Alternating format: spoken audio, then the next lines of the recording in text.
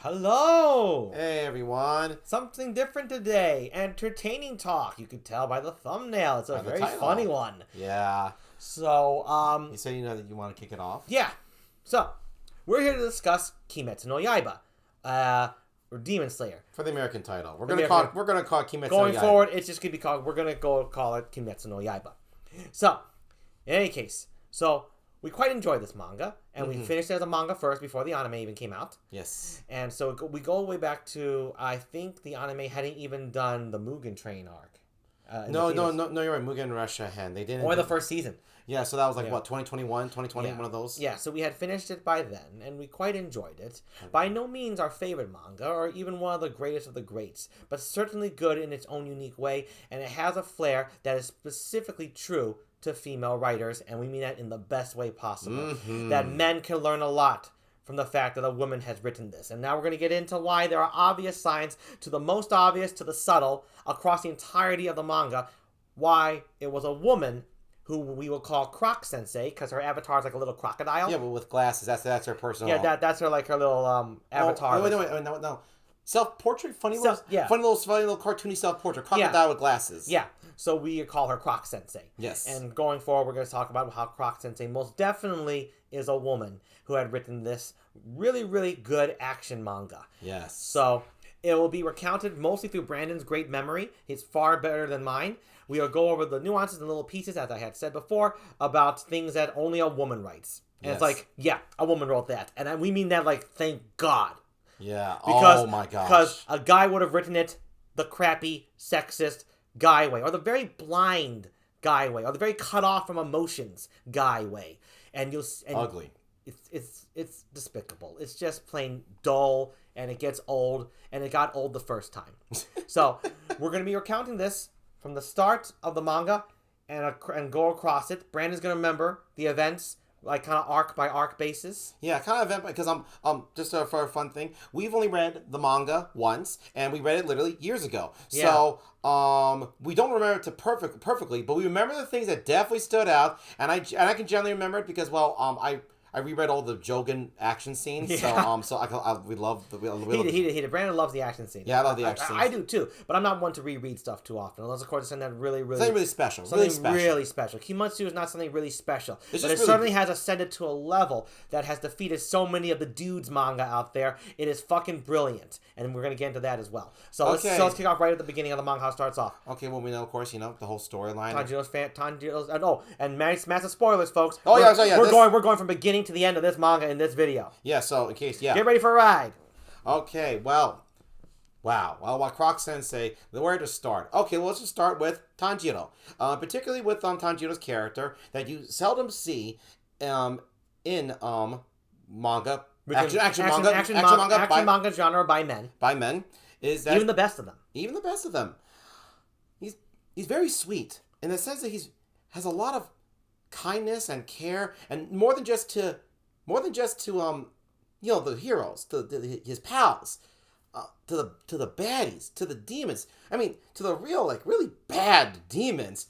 When Rui got his head cut off, and then he hugs him as he's dying. I know that's farther. We're jumping to Rui. Let's go right to the first demon. Well, yeah, Let's go right to the very beginning, where the fact is Tanjiro has a sweetness, a tenderness, and a connection, an emotional connection that most protagonists don't have, because men are afraid to feel their emotions. I can move those down a little bit, that's all. It's very pathetic, and it's very, very sad. Yes. Because Tanjiro's sweetness is a kid joy, like a kid kindness, and like offering kindness. Whereas the typical protagonist kindness comes from I've got to be strong and I got to be kind. I love everybody. It's like heightened emotions to such a degree. Now, Kimetsu is not void of going to these extremes. It still has some pretty silly ass shit in it. But we're talking about the good parts. Yeah, we're talking about what sets it apart, not what keeps it the same. A lot of what keeps it the same as a typical Shounen Junk manga, and we're saying Shounen Junk because that came from. It came from actually a really freaking incredible manga called Ultraman. Ultraman made a mockery of Shounen Jump by calling it Shounen Junk. And to be honest, a lot of it is Shounen Junk. So that's what we're gonna call from now on, Shounen Junk. So Croc-Sensei does fall in a lot of the typical beats and pitfalls, including characterization of them, of typical Shounen Junk. But where she doesn't, that's what we're going to highlight, because where other mangaka who are male, when they shine out differently, it still feels very male. In that, I don't want to feel emotions. The only way I'm ever going to feel anything is if I really muscle my way through. The only way I'm ever going to connect with my father is if I connect by fighting him, or fighting my brother, fighting that rival. We're only going to grow. Notice, Tanjiro does not have that rival bullshit. Yeah.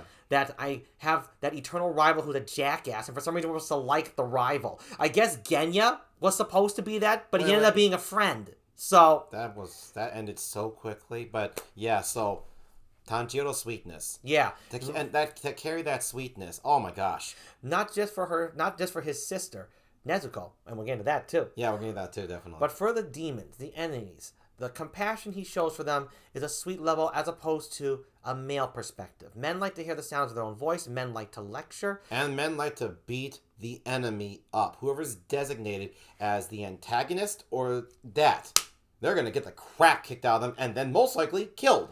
They won't spend the time to sit with them and see why they're a human being and cry with them and be sad for them and give them the ball when they want to hold. The Tamari demon. I think that's, the Tamari demon won't repay that. Won't look at them as children, even though they become monsters. And you know why? Because that requires empathy. That requires feeling. Compassion. And a lot of men don't have that. Because they don't want to have that. They're scared of their emotions, which is really funny. We're going to be doubling up on that phrase a lot. And it's really frustrating and aggravating when that happens. Because showing compassion to your enemy means you actually are capable of caring about something outside of yourself, even if it conflicts with you. But there's never a hesitation or a doubt in Tanjiro's mind when he sat with these demons. With the exception of one in the opening. And hint number one, this was a woman doing this. I hit number one with that. Here's an outlier right here. Bring up this demon right here. Okay. First. Yeah. No, we're going to be jumping all over the place. We're going to try. Yeah, now it's time to jump. We're going to try stay linear, but it's better to just jump. We're going to try to stay linear. But yes, so for anyone who can follow the series, you know what we're talking about. Okay, pretty darn early. I'd say probably the first, 30, 40 chapters, around that range. Maybe even 20. And anyone may know this. There is a demon. There were these 16-year-old or 15-year-old girls. In the story, they were getting mysteriously killed. A demon was eating them. A guy.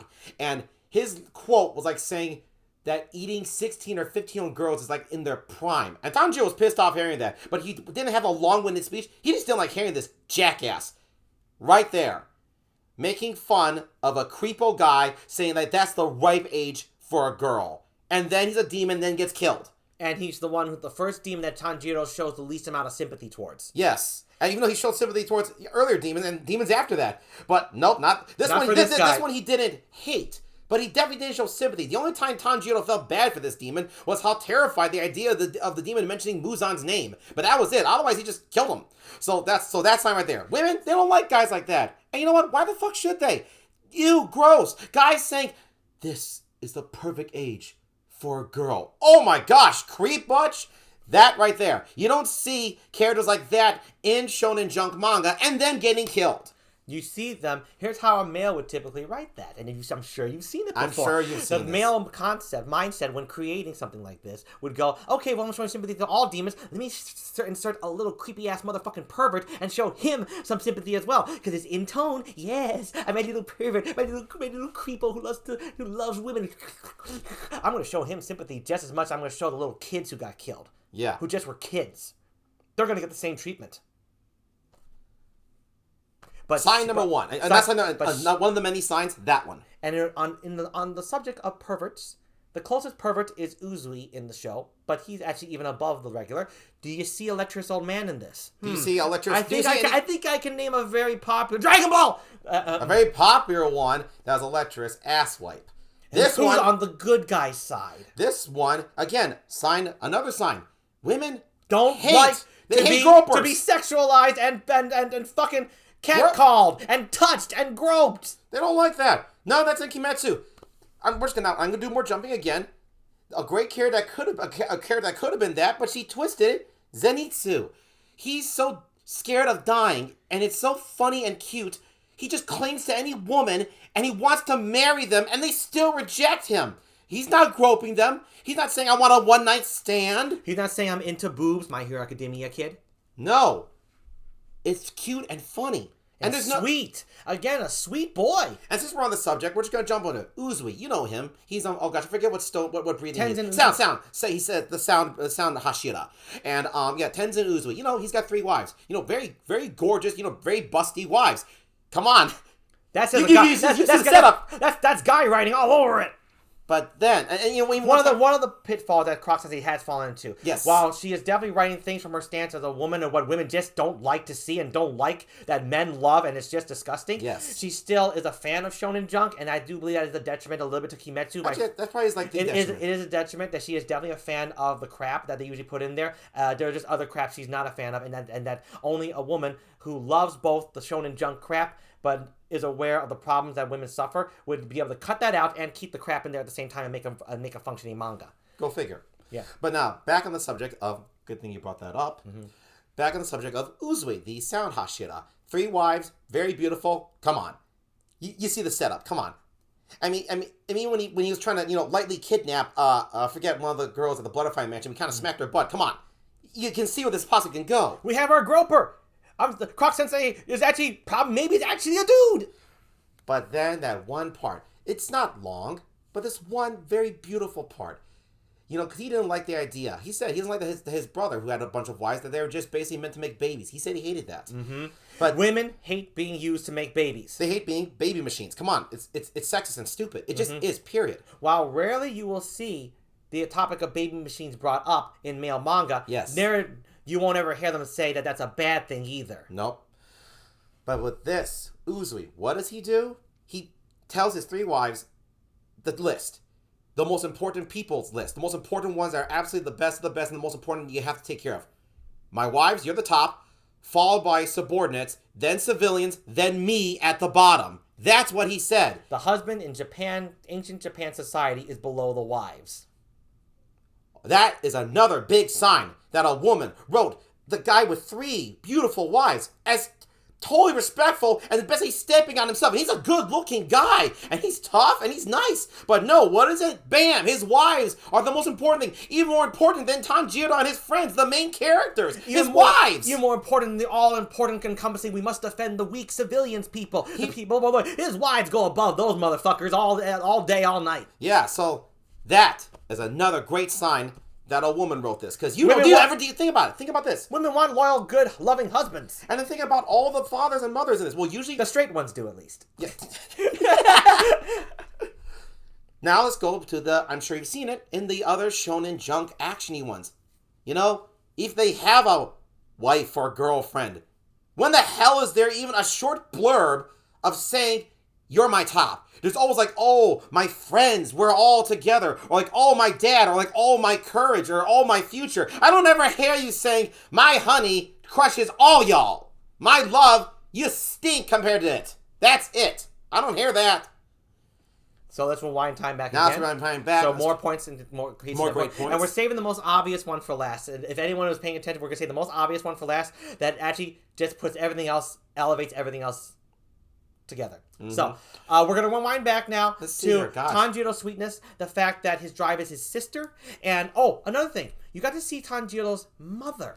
Very rarely, seldom do mothers really matter. A lot of mothers matter in Kimetsu no Yaiba, and often in these shonen action mangas, and not even shonen action mangas, the moms are dead, but the dads are alive. Deadbeats, super dad, it doesn't matter. The dads are alive. Or if the mom's alive, she barely has a role, but some reason the dad has a bigger role. That's usually how it turns out with this action crap. So, in terms of mothers, you're gonna know what we're talking about as we progress this story. Oh, absolutely. So yeah, with Tanjiro's mom, she's now of course her whole family gets killed at the opening, right at the beginning. But you still get to see the mom first, and also the dad's already dead. Yeah, the father is dead. Yeah, he died already. He died before the start of the manga. Yeah, and also another funny thing, I think you can only learn this in the volumes information or the chapters, but everyone knows who watches Kimetsu no Yaiba. Tanjiro's notoriously tough head, where he whacks everybody with it. He inherited that from his mom. That's confirmed. He got his tough head from her, not his dad, from her. Typically, some kind of big trait. Where the son inherits a grand trait, it comes from the dad. Usually what he inherits from the mom is the looks or his kindness. Feminine traits. Traits that you don't use to beat the bad guy. This one, he used it on actual demons. He used it on Kaza, didn't he? Okay, no, he used that in the Infinity Castle, but I think it barely did anything. I think Kaza thought it was fun. But he did use it on demons, and we all know in the show how strong demons are. And he used his freaking head to whack. And of course, he used it for another great moment as well. We'll get to that one later. Now, an argument can be made. Well, I hate that phrasing, but in this aspect, a downgrade, of course, where I do believe Croc-Sensei could have done better to embrace the fact that she clearly does care about her girls and her ladies, is that Nezuko doesn't talk. Nezuko it doesn't talk. However, Nezuko is given, without talking, Nezuko is given by far more important roles and more important Deus Ex moments than many female protagonists in other manga. Mm-hmm. Oh, don't get me started with those action ones. Brand, I call it Deus Ex Nezuko. I called it that because... Should we talk about that whole subject? Or I think that's when we can jump to next, right? Is that with Rui? That was the first one, wasn't it? Rui, it was like sort of a Deus Ex. Sort of, because ultimately Rui did still beat him. Ultimately, Rui beat him. Gyu won. Yeah, ultimately Gyu is the one who got Rui. Whereas that. So not really that one. I'd say. Not really that one. But with Deus Ex Nezuko, a lot of moments. I'm sure maybe you've noticed it, but didn't really. Or should we talk about that? Oh wait, I'm trying to think here. Let's see. Here we go. We did that one. There's a drum demon. We talked about the drum demon. That guy was cool. Well, no, he was great. The former Kagen and Tanjiro again. He was being very sweet to the drum demon again. So okay, so you know what? Let's jump forward to Inosuke. His face. One of the most original fucking things. Go with that. That personality. You know, basically... We've seen it all the time. A lunatic who just wants to beat shit up because the guy is a lunatic. And it's a guy, okay? Then he takes off think of his boar mask. Then you see this really, really cute, precious face with those facial expressions and that ridiculous voice. When have you seen that? You know, they try to do... I can go to Bleach. He tried to do, like, feminine-looking guys, but come on. That was just plain silly. Feminine-looking guys, but not like this. Not like this, where it's like it's really cute. Where you could, with this game, where Rengoku really looks like a girl. It makes you. I'm so sorry. No, keep going. What? It's just so cute. It's so original. I've never seen that before. I think it's great. And that very much sign right there. The fact that no one can off the top of their heads name. Well, we can't. Well, we can't. But come on, come on. I know some pretty fucking famous faces from male faces from them. He's a big character, Inosuke. That's true. He's a pretty big character. Okay, I'm not talking about side characters, but pretty big characters. Yeah. He's big in Kimetsu no Yaiba.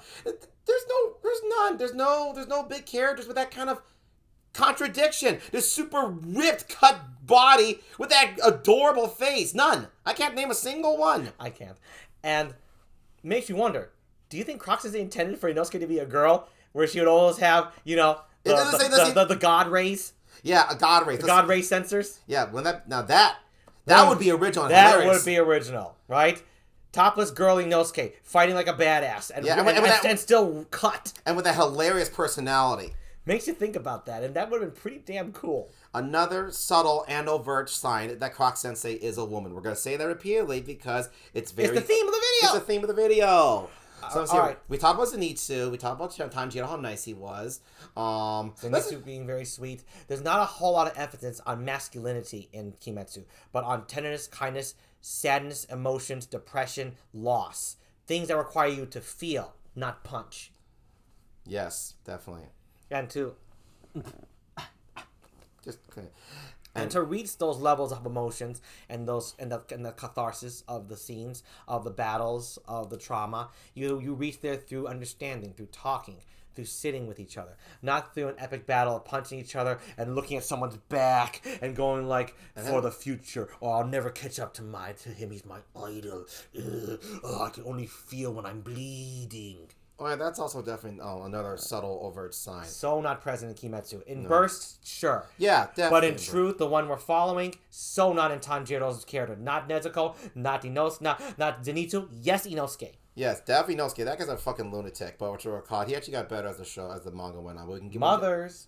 Go on. Mothers. Should we talk about mothers? Oh, no, but you were going to say something. Well, actually, I wasn't going to say anything. Which one we should jump on to next? I mean, I know various parts, but they're usually throughout the one. Should we talk about more Tanjiro of who he headbutt to be that part? Who did he headbutt? Rengoku's dad.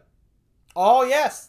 So, let's just talk, let's say about Rengoku. Let's just talk about Rengoku. It's Rengoku time. Now, of course, y'all love Rengoku. too much, but Rengoku, the best qualities of him, the first Hashira to be killed, is actually so obvious that none of you bring it up because you people love father pumping. I'm saying it right now. That's what we call it. We call it father pumping. We call that because no matter how deadbeat the father is, or how great, some way, somehow, he's redeemable. Because he's a dad. A mother, on the other hand, will kill her. She's a shit. She's trash. Bleh. Yeah. Endeavor. My Academia. That one. So, that motherfucker. So let's see here. We were talking about he's very nice to Rui. He's nice to Demon Tanjiro. So I want to talk about Rengoku right now. What was Rengoku's biggest drive to fight his sole ideals? His foundation to be a Hashira and fight for the weak? His mom. It's what his mom said. And then when he's dying, just seeing her, he's like, I'm so glad that I'm your son. His dad did not appear at all. He didn't bring him at all. He was dad as a former Hashira. You know what, dude, to try to sneak that in somehow. And that would. They do. They not just would. They do. Yeah, it's like if they don't talk about the father, if they have to bring up the mother, a father has to come in. But, they can also just talk about father and never bring up a mother. Always that son, always that dick's gonna slip in. That father dick, that daddy dick's gonna slip in somehow. That daddy's gotta get into pumped. To get dick pumped. No, not Rengoku. And that's why Garen and I liked Rengoku. Before, he was just a really loudmouth weirdo. But that made him one heck of a nice character. Yeah. The father gets no mention whatsoever in his inspiration for who he is. And like in the biggest moment, he's fighting Akaza. And he's dying! And he's dying! His mom is the one. That's the one. His soul inspiration. Everything, his values, all from her. What's the dad? He gets bonked in the head by Tanjiro. He's a deadbeat drunkard who's just an asshole to his sons and only gets his head on straight when his son dies. Yeah. When you look at that, pretty damn fucking stupid, isn't he? And like I said, wasn't like you just said, it took Tanjiro to whack him in the head after his son was dead, by the way, for him to literally knock some sense into him. You never see that? Couldn't do it while your son was alive. There's always a father leaving a parting message to the son. Something that inspires the son at the last minute. My father always cared. I knew it all along. The father I never knew who went out for groceries a long time ago. He always cared. Mom, you were never there. But even though he was even more never there, he's the one who always cared. And he's the one who gave me the magic butt button to stop this bad guy. That's what we call when they win abnormally. The butt button. Yeah. We call it the hero butt button. So, that's, again, another element. Big old, gusto, loud Rengoku guy whom everyone loved, even Inosuke, and he's as macho as it got. His mom. Another great sign that Kimetsu is written by a woman, Croc-Sensei. And you better fucking believe it. The first character that's going to get killed in a shonen action manga, and he's macho, and he's the characteristics of Rengoku. You really think a dude's going to want to make his inspiration his mother? Really? And actually say the words. A guy may write it as a mother, but he may be it ambiguously. May think about her and see her in a flash, but no words are exchanged. Or just, they just don't. Or they just don't. They just don't. They just don't bring up the mom at all. At all. Now, I had to take a piss break, but we're going to keep this video running, so Brandon, say something. I don't know. Say something. Okay, I'll talk about what we talked about. Let's see, we talked about Rengoku. Why don't you go back to the very touching moment. It's fine if Garrett's not here, because we already brought up Rui. He's, I forget which Kaken he was. Any of you Kimetsu fans would know what number Rui was. And, of course, everyone remembers that. But, of course, they remembered because that's when Nezuko first did her Blood Demon art. But the biggest one is that, again, I want to emphasize, again, Tanjiro's niceness. Wow, because Rui was, he was a kid, but when he was a demon, he was mean. Rui was nasty, dragging all those people in there to make it part of his pseudo-family. It was moving and also really messed up. But I say it in a very good way. And then when Gyu cut his head off, what happened? That really, really, tear-jerking, heart-moving moment where Tanjiro, holding Nezuko, because, he loves Nezuko. But then he embraces Rui. Again, you don't get that in the other ones. I know they try. I know the other ones try. But in the end, when the guy writes it, they just don't give a shit. In the end, they're saying, and for me personally, I go by in the end, it's they want to shake the bad guy's hand, but that's all they're going to do. They can't hug them. They can't look them in the eyes and say, I get it. I'm here for you. I just like talking about that right now because, well, I want to talk about some of the other more stuff we didn't talk about when Garrett's here. But so I'm gonna keep talking about that one. And wow, when I first saw that, I was like, God damn. There's no way a guy wrote this. There's just no fucking way, because I've seen my fair share from because fair share of Shounen Junk stuff that just from anecdotal things and clips and unfortunately, Gare and I have read Bleach and a lot of My Hero Academia. Oh, I'll just recap it. I was just talking about how moving it was, Tanjiro embracing Rui, and that was very moving. And it's so tear-jerking, and that how you don't see guys do that. I said a funny analogy. At least I think it's funny. It's like, because Tanjiro, he's holding Nezuko, and then he's holding Rui like the same. He loves them both. Like they're both his siblings. Yeah, that's something. Like they're his family. And he cares. And even though I just brought Rui, he did some pretty disturbing stuff. Making the pseudo family. But I said as a funny analogy, I'm gonna say it again so Garrett can hear it. It's like the most. I know guys when they try to say we're trying to bridge. I care about you, bad guy. It's like the most the guys can do is talk about it, not actually do it. And this is like, and next part, Garrett's absolutely right. But my analogy was this: it's like at the most you can just shake their hands and that's it. Yeah, you can't hug them. Still a guy. That's it. Okay, so that was fun. I was just talking about Rui. That was pretty much it. Okay, let's see. We talk Rengoku. Oh, next is Yukaku, and of course. Here's where Deus Ex Nezuko first came in. Like, shines. Actually, I want to name a couple of things about this one. Go for it. For one, Yukaku, wow. I just want to say right now, I just want to highlight, wow. Croc-Sensei's best battle. Yeah, between them and versus the two Jogo no Roku. Daki and Gyutaro. Absolutely her best written battle. Really, really fantastic. Mm-hmm. So, I want to mention like a first thing that's another subtle sign, but also a vert sign that how a woman wrote this. Before you see Gyutaro, before Daki gets her great white hair, when she's fighting Tanjiro, just Tanjiro, he starts bleeding from his eyes because he's really angry at Daki, and then he's like cutting up her obi, and she's kind of scared, and then he's charging at her, and then his brother, Tanjiro's brother, appears as like a ghost, says, "Breathe, Oni-chan," and then he's down. Now, for those who watch the anime, you may not know this, but the narrator in Kimetsu no Yaiba said this narration, which I love. I do not like they cut it from the anime, but I still like the anime a lot. The narration went something like, humans have limits.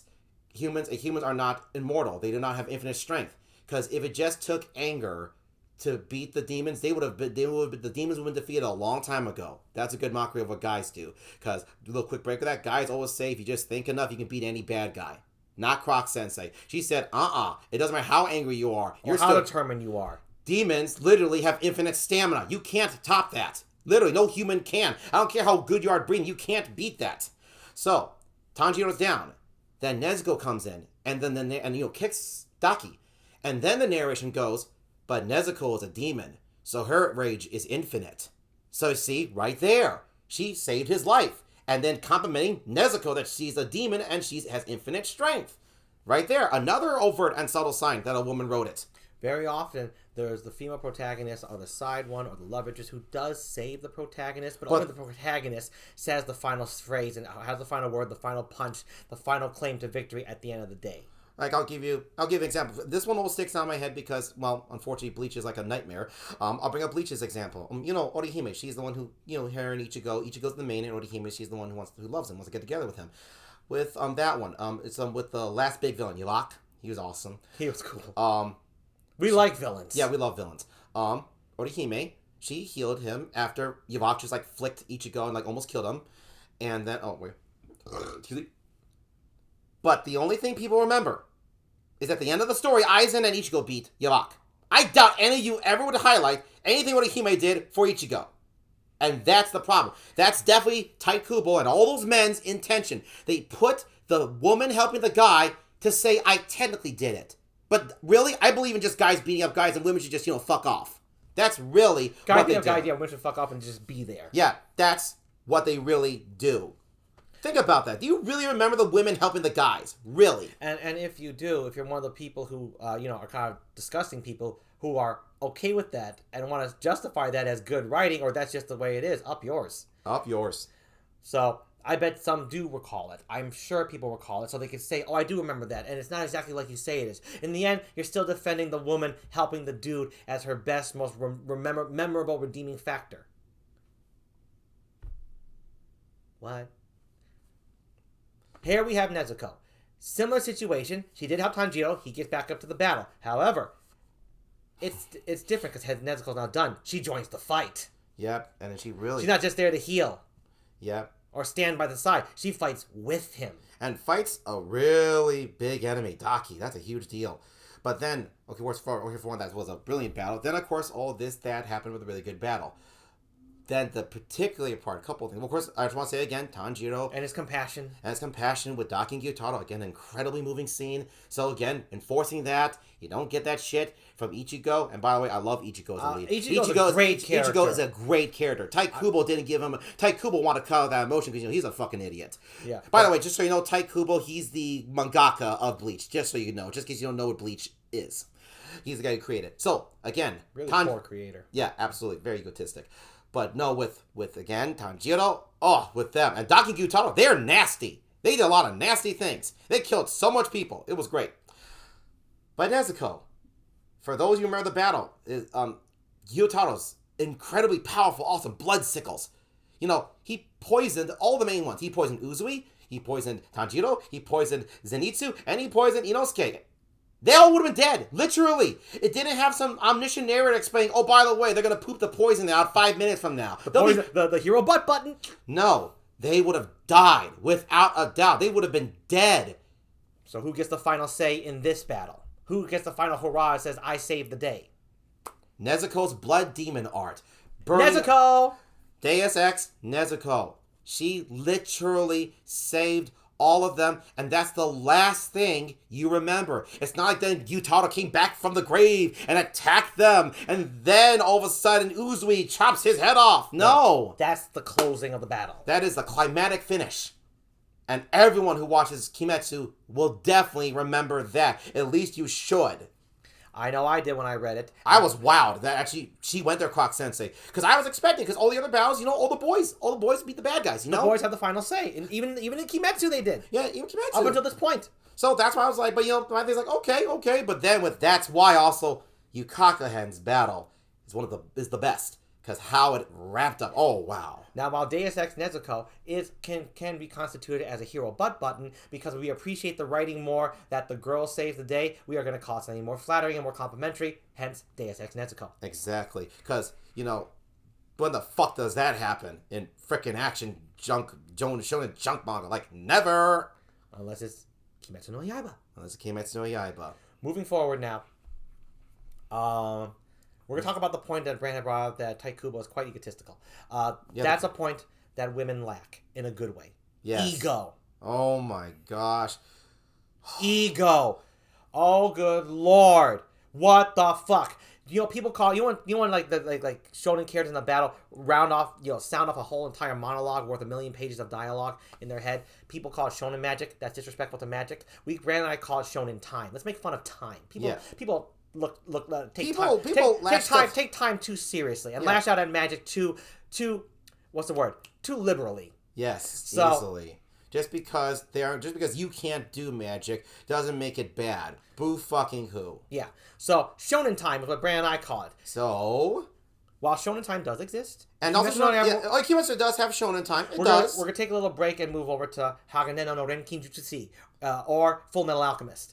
Hardly any shonen time in that. Actually, almost none. And a woman wrote that one. Yes, in case you didn't know. Now, she is a woman, and she has been open with that. So, there's nothing to unpack there. No. And there are definitely more signs, of course, that a woman had written that as well. But this is not about Haganeno. What I'm getting here at is when men write their action scenes, it's like they want it to be a fucking chess game of outthinking you, to see whose brain is bigger, whose dick is smarter. And it turns into such a ego battle, and they throw in so many facts and figures of this. Oh, this is technically how this happens, this blood rate. Oh, this sword angle. Oh, this blah, blah, blah, blah, blah. Research versus research. Intellect versus intellect. Look at how much work I did. And you just get a really awesome battle in Haganeno. And then in Kimetsu, you have the ladies, you have her just writing regular Shounen Junk fights, but they're really cool. And more than the facts, it's about the emotion. It's about the feelings. Again, if you think all the time and analyze all the time, it's because you're afraid to feel like a dude. So, as so to that, the lack of ego. The lack of ego is prominent and wonderfully desired as a reader. Because, oh my god, who really, really wants to see a dick talk? Imagine, that's really what they're talking. A talking penis is really what's happening here in these male manga. They're coming up with words, and they're putting it in the penis, and the penis going... My little balls are jingling, and my mouth's tingling with facts. We're tingling your brain sensation all the way. We should be castration all across the globe. It is that. And even... It's even some of my Garrett's favorite manga by men. I'll just name them right now. And by the way, these actually are phenomenal manga. They do treat women well, but they do the guy stuff. The guy stuff. I'm going to say them right now.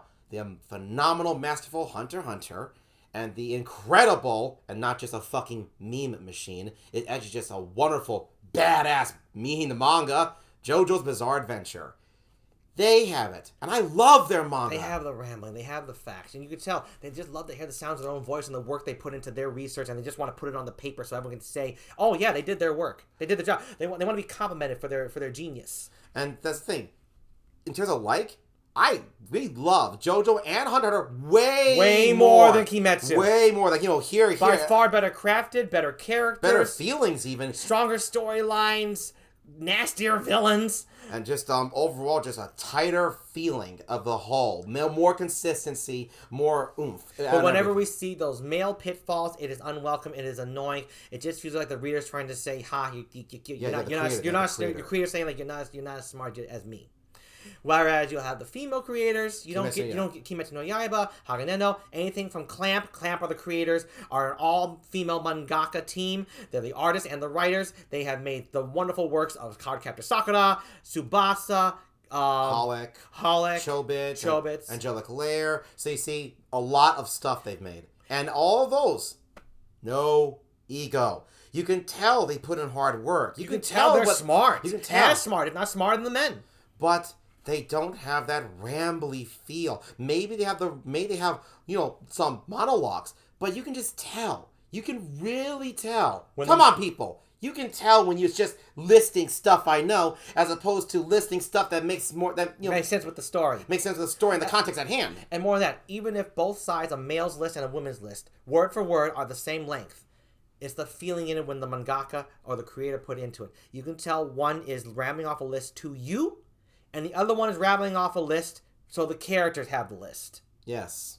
That's definitely a good motif of women. No rambling. No ego. Yeah, no ego. That's the subject we're talking about now. For the record, there are incredibly terrible, shitty female creators. Absolutely. Across everywhere. Absolutely. Oh my gosh. I don't know what... Thankfully, I haven't read any manga. Or many of them. I haven't read any manga by really shitty women. Because I don't want to know what it is. I don't want to know. We know of some of them. But we know. Oh, yeah, we know. Yeah.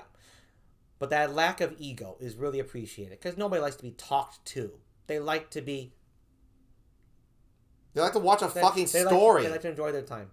No one wants to be talked down to. We like to have a conversation. So, that is the base of ego. That male ego is so absent in Kimetsu. A woman. Another woman. And that lack of ego, that's a beginning to end thing. From beginning to end.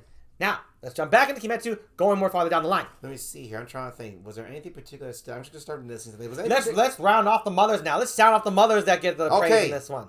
Mothers. As we talked, Rengoku's mother already. Tanjiro's mother already. Tanjiro Nezuko's mother. So mothers and fathers. Let's do the dynamics here. Mother and father. We'll do both. How she handled them in this one. Now, of course, Tanjiro's father does come up later. But again, you barely see the guy, okay? Yeah. And he does come up with a very profound context that does give Tanjiro that power boost. Yes. And it is more profound than the mother. Yes. A pitfall, I'd say. She needs to stick with the mom. But it's appreciated still because the father's a sweet and a loving dad. Yeah, he actually was a very sweet guy. Again, not a macho asshole. Or some weird stiffle that has to look in a corner and drink beer. Nothing weird like that. Or some disconnected guy who only does one nod to his son. That means he loves him. Yeah, that's that's crap. Mothers and fathers. Okay, well, we just talked, of course, of Rengoku. Let me see. I think I'm just going to jump. Inosuke. Let's go Inosuke. Oh my gosh, I can't. Now that one, I cannot remember the context of his father, but I'm pretty certain he was a fucker. Yeah, a deadbeat. Someone who just doesn't matter. Yeah, who just knocked up Inosuke's mother. Yeah. So no, that's our memory. I'm not entirely certain. But what we do remember is the mom. Doma. He's Jogan no Ni, second strongest of the Jogan. It was through that he figured out about his mom. That his mom, was so sweet, held him. And his mom is the one who saved Inosuke from the psycho Doma. Now, of course, Doma called her an idiot, which, of course, really pissed off Inosuke. But what she did save him, because the Doma's a nutcase. He's a freaking psycho. But his mom, again, and also Inosuke looks like his mom almost exactly. Again, like a carbon copy. It's brilliant. The father has, no relevance whatsoever in Inosuke's life. It's all about his mom. No, and I swear, I'm almost 100% certain his father was just an asshole. I'm certain you never see that motherfucker. He's gotta be bad. I mean, come on, you always see somebody's... If you see the mom, you see their father somehow. So... that one, what a great story. Inosuke's mom is the one that really drove him to be pissed off at Doma and to really have the drive to kill Doma. I mean, that great line where he says that to Doma, if there isn't a hell, I'll make one for you. Normally, Gear and I never for those action lines, but for the context that Doma was mocking his mother relentlessly, mocking him relentlessly, and just mocking his mom, you could really just say, even though Inosuke is not one for words, the guy's pretty stupid, but Inosuke, boy, that piss him off. Even though Inosuke... and rightfully so. Inosuke couldn't really remember his mom, but he felt the love, and that's what really pissed him off, and that's great. And that's what carried. Yes. As you read that. So, another parent's going on here. Let's go on to the other side. The most powerful character in the entirety of Kimetsu no Yaiba, the Sun Breather. Him and his brother, Kokushibo. Yeah, oh my gosh, Kokushibo's amazing. Oh, Kokushibo's so fucking cool. But now, we don't remember the Sun Breather's name, because, he was a pretty good character, not the best character for us. He's standard. He's that standard invincible dude from the past. Yeah, gifted, whatnot. Whatever. Yeah, so he's the Sun Breather, the creator of all the breathing formats, the originator, alright? He actually is the most powerful character of the whole series, without a doubt. But what saved his life to become that? His mom. Because from the start, he was regarded as the rejected twin, the bad twin. So they're just throw the little son of a gun away, throw the little bitch away. No. What happened? His mom was furious. She was going crazy. She was going rabid and she was sickly, by the way. She was never at strong health. But they were scared of her, and they're just keep that guy alive then. His mom saved his life. The mom, because the father was an asshole. If you know Kokushibo's story, because when the Sun Breather became the prodigy, because before they favored Kokushibo, what you call that he's the special child, when they saw the Sun Breather, that he was surpassing him, what did they do? They swapped the roles. Now all of a sudden they're pampering him. That was the dad's idea, not the mom's. So, right there. Asshole father, no redeeming qualities, mother who's weak, all the good qualities. Another sign. Again, mothers, women, pay attention, people. That's definitely a sign that Croc-Sensei is a woman. Let's talk about who the prominent fathers in this. Ubiyashiki's pretty much the only one. Seriously, he's the only one. You don't even, most of you don't even know their dads. Who the fuck is Uzui's dad? I think he was an asshole. Again, because of his brothers and everything. I thought he was just an asshole. Yeah. And if you go into the past... I'll name another one with an asshole father. Let's go with this one. Sanemi. The older siblings, they had an abusive fuckhead father who at the end, funny enough, he's the only human you see is in hell. Ha. Literally. I forgot about that. No, I remember that. You see him in hell. Think about it. Do you remember seeing any human go to hell? No, he does. The abusive father. And then the mother, who unfortunately became a demon, that tragedy with Sanemi and Genya, but she protected them from the fucking father. She'd use her own body. She was small. Nemi made that note. She had such a small body, and she defended from this big asshole. Again, fucking fuckhole father. Great mother. Again. Now, do you think this manga is just hating on fathers? No, it's actually just realistic. Oh, please, if you're gonna bitch on that, then you should bitch on JoJo. That thing brutalizes fathers up the asshole. And it's great. It's wonderful. It's wonderful. But who cares? See, the thing is, people, so what it beats up on fathers? This is one story where you have literally 1 million stories across all the spectrum that always pumps fathers. What's wrong with one or two? That says fuck them. That says fathers actually suck. Because a lot of them do. Yes. Are there bad mothers? Absolutely. Hell yeah. But you're acting like there are no bad fathers. That's a lie. This one, no, it's okay. Let's do it. Fuck the fathers. It's hilarious. Fuck the fathers in the bad way and the good storytelling way. So let's see. Okay, that was another great one. Oh, I'm going to bring up another funny one. Again, we're just on the parents. Have we covered the parents? Oh, no, Doma's parents. Oh, Doma's parents. Yeah, now go for it. tell me the funniest part. Doma's parents, they're both fucked up because they ran that little cultish thing. But again, that sex cult thing. Yeah. No, I thought it was it wasn't a sex cult. It was it was a whole spiritual cult. Oh no, you're right. It was I forgot. No, Garrett forgot. But I remember. It's a spiritual cult thing. That's what Doma's parents did. And so Doma grew up very disconnected because his parents didn't give a shit about him. So it was his life. An instance of two bad parents. Yes, but here's how another sign a woman wrote it. Doma's father had sex, fucked around with all the women believers. He was a man slut. Yeah, a man whore. That's what he was. What happened? The mother killed his ass and then killed herself. Now that means she's fucked up too. But still, look at that. See, she killed him. But see, look, a lech, another sex fiend, killed and mocked. No redeeming qualities, and by a woman, and the wife. Another sign: women don't like those men. They are fucked up. They are poop heads, sleeping around. Fuck you. So they are another sign. Okay, that parents, gosh, let me see. I'm trying to think about what kind of parents remain right now. Before we get to the big parent, pretty much that we know of. Let me see. Shiki. Well, he's got 4 girls, which is nice. Let's see here. Let's see other. Nope, I think we're good. Let's go to the big parent. Tamayo. Sure, she killed her family, but she's a mom. And we're just gonna say right now, yes, Ubiyai Shiki did lure in Muzan to blow Muzan up with that big explosion to weaken him.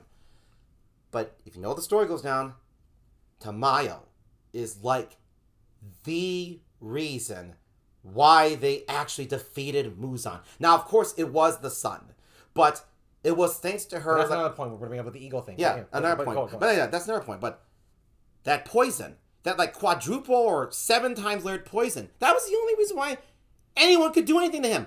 And without it, Muzan, he aged 10,000 years, and he was only slow by then. If he was still his young self, he would have whipped them with his cool tentacle things that tear the shit out of you. It was thanks to that poison, and it was thanks to her as to why it all worked out. She was a key piece to why he was defeated. She was the key piece. Shiki contacted her. Shinobu, she does poisons. That wasn't enough. They needed Tamayo to actually make this plan work. Otherwise, Muzan, it doesn't matter if they had the whole thing planned. He could have wiped the floor with them. Tamayo is the real reason why. I'm almost certain none of you point that out. Because Muzan, when he tried to explode himself to get away, how he got away from the sun breather. Nope, the poison stopped that. She aged him. She weakened him. That was the key. That was the key. And so I'm not sorry when I say this. A woman, a mom, big key stopping Muzan. The big, bad, great villain Muzan. Kibutsuji Muzan. She was the reason. Everyone else contributed, but she did the biggest contribution. Let's be honest here. You could take out a Hashira here or there. You could take out a battle here or there, a chip, a slice, a blade here or there during Muzan's fight. Without Tamayo, none of it would have mattered. None. Not anything. And that was written deliberately. Yeah. You know that deliberately. You know that because she's still writing a Shounen Junk manga and she still likes that crap where the dudes are this and blah, blah, blah, blah, blah, and an overwhelming male cast to a female cast. And plus editors saying, they still want the dudes to get their yayas off. She still want to slip in somehow that it cannot be denied that without Tamayo, they would have failed. Yeah, and this is one of the cases where, though it was very passive, is also very obvious as well. And very effective. And not in a sense of we have to really think about it, right? When you have to really think about a woman's importance, it was meant to be that you don't really need to think about it or forget about it. It means she wasn't meant to be important. Yeah, because that's definitely, again, I'm going to bring it up because we read it, Bleach. It's like the women help the guys once. Now the guys are going to take out all the bad guys. This one, it got brought up several times. First, when the explosion went off, she injected to him. Muzan was kind of scared. Then when he popped out of the cocoon. And then when he realized how he was aging. Again, Tamayo got brought up again. Then we tried to explode himself. Muzan thought of Tamayo again. So I brought 3 times. She was brought up. Across the entire battle of Muzan. The big final battle. Croc-Sensei never let you forget about her and her importance and her role. Never. And especially when, oh gosh, Yoshiro, that crazy one who's in love with Tamayo, how he went berserk when he found out she was killed. That was his motivation. So you see, again, that's another reminder of Tamayo. It's always a reminder of Tamayo. Mm-hmm. She was the biggest character component to actually stop Muzan. A mother. And a demon at that. Remember, all demons are monsters. Now, to jump back to the point of ego. and their lack of. Oh, actually, I want to I want to actually talk about another thing in regards to ego, which are called not just the sun. I want to talk about another thing in regards to ego. You go there first. We'll go around with the sun. This one, again, very subtle, because, as you know with egos, when it's like the big macho tough guys, they have to beat the guys somehow, okay? This one, not as big as ours, but I want to compliment this one. This ego. This ego check? This ego check that I liked a lot. And it was very quick. It's very quickly animated. That's why it's really good to read in the manga. It was with Yukaku with Uzui. Guy comes in. He's flashy. He's really tough and strong and shit like that. And he easily whomped Daki. Just cut her head off. Done. Then when Gyutaro comes in, okay? He's fighting him off, and then he threw one of the blood sickles or something like that, and then it's a really quick piece of dialogue. But Uzui said, "Oh, I can't dodge this." Right there, he would have been dead. Done. The great big flashy Uzui, dead instantly. If Tanjiro didn't come in and defended that blood sickle blade, that's an ego check. Because, they're thinking, you already killed Rengoku, so don't just kill off this guy already. He would have been dead without Tanjiro's help at all. Right, typically the writer would not want to put any attention there and say that somehow, some way, actually Uzui was always tougher than Daki and Gyutaro, both of them, and there's no way that any one of them would have killed him. Yes. They would typically write that to take away the dread and the tension of the manga. She did not write that. The Hashira, for the most part, one-on-one, actually she kept it consistent. Could not beat the demons, the Jogan. Oh my god, especially with frickin' Tengu. That guy was nuts. They always did need a team effort to beat them. And it really carried. It really carried, actually, honestly. With somewhat exception of Muichiro, when it came to Gyoko. I thought that was poorly handled. No, that was actually poorly handled, But he only got that strong when he was saved by the little boy. Basically, act of kindness saved him. Yeah, otherwise he would have drowned to death, and Gyoko would have won. Yeah. I liked Gyoko. We love the Jogan. Yeah. But now, let's talk about the ego checks. What are we going to talk about here? The sun. That another sign that a woman's doing it is that she doesn't have the big bad fuckhead Goku be the one to deliver the big spirit bomb to kill Boo. The people gave their energy, but what was the reader, what was the creator, what was the mangaka leave you the memory of? Goku throwing it. Muscly head throws the bomb. Bam! Women don't have... That's an ego thing for men. I'm the one who did it. You all helped, but I'm the one who did it. Me. Oh, my dick is so huge. Oh, and it's really sad, because I know going out of My Hero Academia, that guy tried so fucking hard to say it was a team effort to beat All For One. In the end, that's all that came across. You saw he tried, but in reality, he didn't give a shit. It was still the dudes doing the doing of the boys, the doing of the dads, the doing of the dudes. In the end, it was the same. Doo-doo. And the same, instead of one guy, you just have three guys. Oh, wow. That's so different. You're revolutionary. No, you're just living up your asshole. No. And too afraid to break free of the stigma that other mangaka failed to even face or say or challenge. So now, what do women write? What actually defeats Muzan? Is it a human being?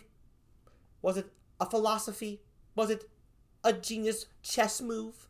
No, it was the fucking sun. It was the goddamn sun. The thing that's older than all the things Garrett just listed that people have ego boost, ego crazed on. It was nature. No one can picture them. No dude can picture himself as the sun. No fucking way. They can do as metaphors, but no, this was literally the sun. And that's also another ego check. Usually, they always have the main character or the group of the current people alive that was through their team effort or through their solo effort that they were the most powerful and could beat the bad guy. No, the Sun Breather is the most powerful. And what happened to him? Because the Sun Breather made a mistake. Muzan escaped and did the smart thing. Hid and outlived him. Tanjiro is not the most powerful. No one could be as powerful as him, not even close to the Sun Breather. So for all intents and purposes, in the present time of Kimetsu, Muzan's the most powerful. Which is very cool when you think about it. So, to reiterate, men always like to have some sort of team effort or guy as the big power source to beat the bad guy. Not this one. They just had to literally tire out Muzan to let him out, to let the sun rise up. Literally stall him. That was literally their only tactic. They couldn't cut his head off. Not with his seven hearts and 5 brains literally going through his whole body. It was impossible to do that. And what was she stating was impossible? No goddamn human being could beat the demon. Yep, only one, and he died a long time ago. That they lost their chance. They just needed to find a perfect way to just keep him long enough for the sun to come out. And that's what happened. And that's another ego check. Another ego check that has nothing to do with Muzan. You always want your heroes to be unstoppable and shit like that. Not with the case of Akaza, his marvelous battle in the Infinity Castle. And not Kokushibo. We don't have to detail these. Bottom line, she's doing it again. I'm sorry, I don't mean to cut you off. No, I don't give a shit. Yeah, They killed themselves. They killed themselves. Otherwise, they would have won. Literally, they got the almost impossible, unheard of villain butt button, where they put their efforts to the hero. They pulled off all the stops. They were in sync, and then they just got their hero villain butt button, and they would kill the shit out of them. But then through their we need more of those villain butt buttons. Yeah, that makes things really intense, because then you really go, oh shit, what's gonna happen? And then no cheapness, how they died. How they defeated themselves. Absolutely brilliant. Another touch by a woman. Absolutely applaud those deaths. Kokushibo and Akaza. Wonderful, moving stories how they died. Why they chose to die. No dude creator or dude asshole reading it can get off that he can beat the demon. Because he couldn't. The demon had to do it. Or the sun. Yep. Ego check. Ego check. Yep. Alright. And also, I will say a couple little minor things. Really funny little minor things. At the very end, Tanjiro's infected with Muzan's demonness. So, I forget her name.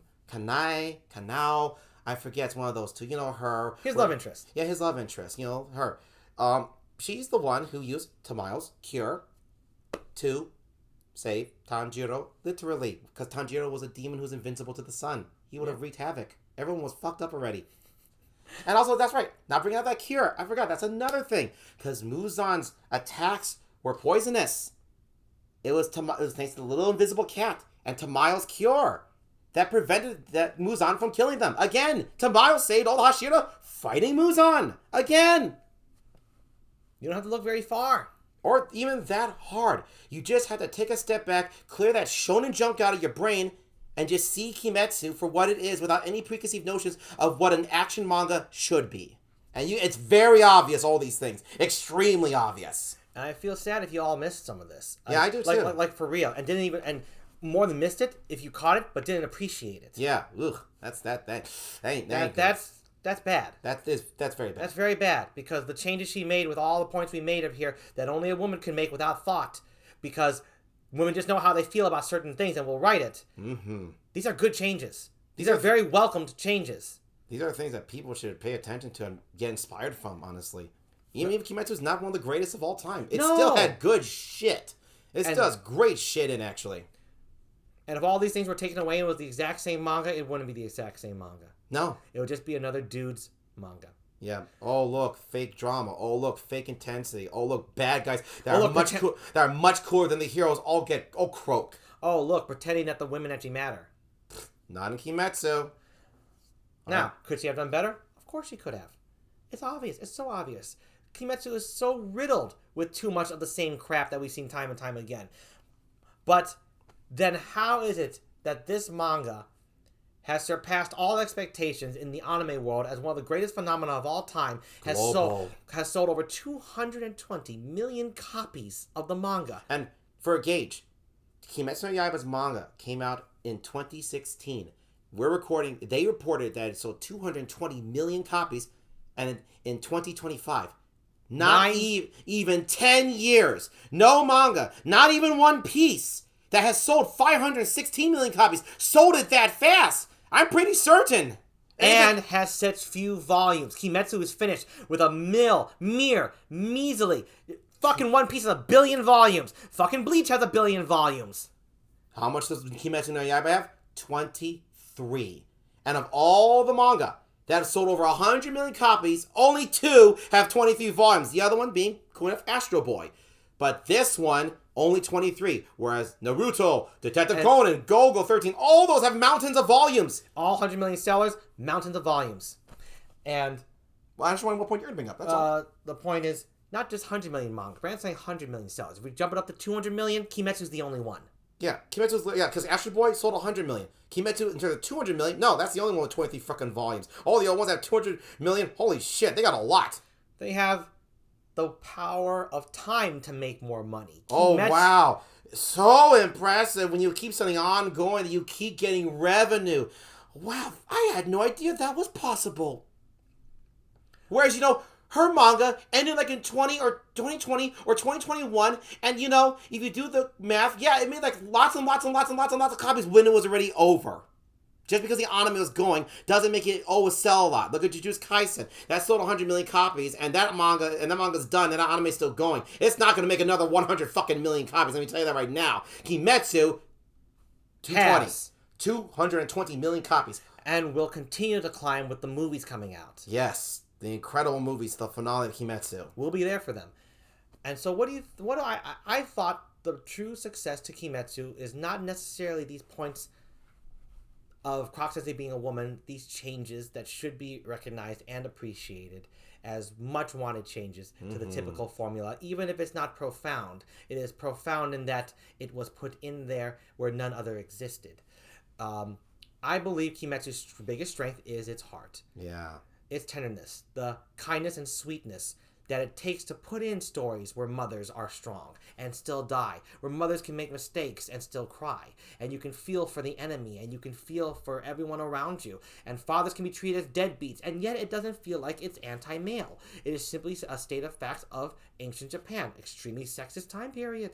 You can even look at it that. It's these very real perspectives of compassion. I believe that is what Kimetsu has more than anything else. That when it asks you to cry, it's not to cry because your testosterone's so overflowing you have no choice but to tear because it's like it's twisting your nuts off. It's asking you to cry because this is a sad moment. It's asking you to cry because we are filled with kindness, and right now this is very deep and nasty darkness. Yeah. Kimetsu does implore that, does deliberately evoke that, does go for it. Does it go for it a little too simply? I say so. Yeah. But it's a simple approach to a very welcome feeling. Let's cry together. Let's feel together. Let's fight together. But more than fight, let's connect. Yeah, definitely. Kimetsu's love is, to me, what I believe, and I said from the beginning, why it succeeded where all other mangaka have failed. Because if men just put feeling in that same manga they have written, it would sell another 100, 200 million. Easy. Because the dudes, I'm talking about the good manga, the male mangaka, they have made some incredible shit. Can you imagine what it would be like if it had the heart of Kimetsu, but the craft I'm going to say Hunter x Hunter. Of Hunter x Hunter? Can you imagine what that clash of emotions of reality and realism is? We all go through every fucking emotion. Just because you pretend you don't go through them, guys, doesn't mean you don't. No. Can you imagine? Something to stimulate your brain and your heart at the same time meshed together? Overwhelming, masterful craft. Right there. But see, this shows we don't want to think so much as we want to feel more. And that's a good thing. Not that we should be mindless, but that we do want to... But thinking is not connecting. Feeling is. It's like it's good to think. It's good to stimulate your brain. But it's more important to feel. It's more important to feel the sadness and the joy and the connection. And Kimetsu... Oh, sorry. No, I'm saying that's what's really important. Now you're saying? And Kimetsu definitely carries that message from beginning to the end. Mm-hmm. And she never turns away from it for the sake of macho bullshit. Even though that's what the genre usually is tailored for. And Kimetsu does have macho bullshit, but at least this one you can really see and feel the heart. Mm-hmm. Not the best made, not the best ever. But does heart better than even the best and even its betters. Yes. Let me see, should we end with that joke? No. Yeah, now it's time to end the final icing on the cake, which is obvious to anybody who understands authors and and pseudonyms and so on and so forth, why Croc-Sensei is most definitely a woman. Take it away, bro. This one, our mom pointed out. Yeah, we kind of missed it, actually. I kind of missed it, because we don't read a lot of books. Yeah, we don't read a lot of books, and also, I'll be honest, for me personally, I have no shame. I didn't think about it, because for me, it was so blatantly obvious. Reading the content of the manga, I'm like, this no-brainer, duh, it's a woman. Mom agreed with all of our points in the manga. She's read the manga. She watches the anime. She pointed this one out. The most compelling piece of evidence of all. I'm going to stop right now. You know all the highest-selling mangas. Naruto, Gogo 13, Detective Conan. And I'm talking about like the big selling ones. 100 million and above. Dragon Ball. You know them. You know men made them. Croc-Sensei is the only one you don't know the gender of. Big fucking planet-sized red flag there. Why the hell would in Japan promote that this man made the arguably the most biggest global anime phenomenon that can actually even top One Piece?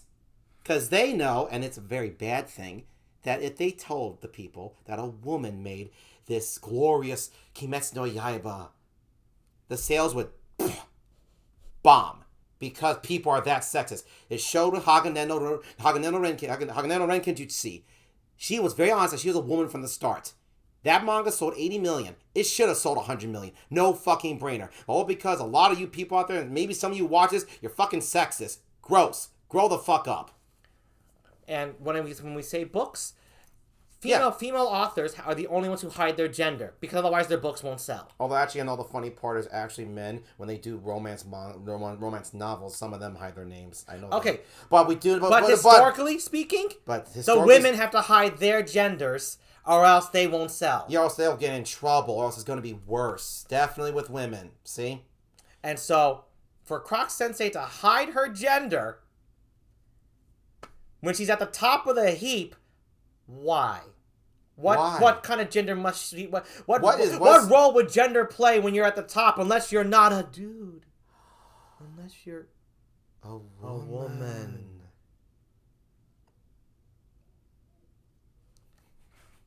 Okay. And that's why... We covered all the major points for us. I'm sure there are more. I'm sure there are tiny ones, but we covered for us, from what we can remember, big, freaking obvious, really good points as to why Croc-Sensei, the creator of Kimetsu no Yaiba, is indeed a woman. Now I understand. Do you want to end on that joke you said that you had in mind? What was the joke? Okay, I'll start. I'm forgetting it right now. This joke. Now, we're going to end on this joke. On the offshoot chance. Yes. On the offshoot chance. Croc-Sensei is a man. This is what we would say.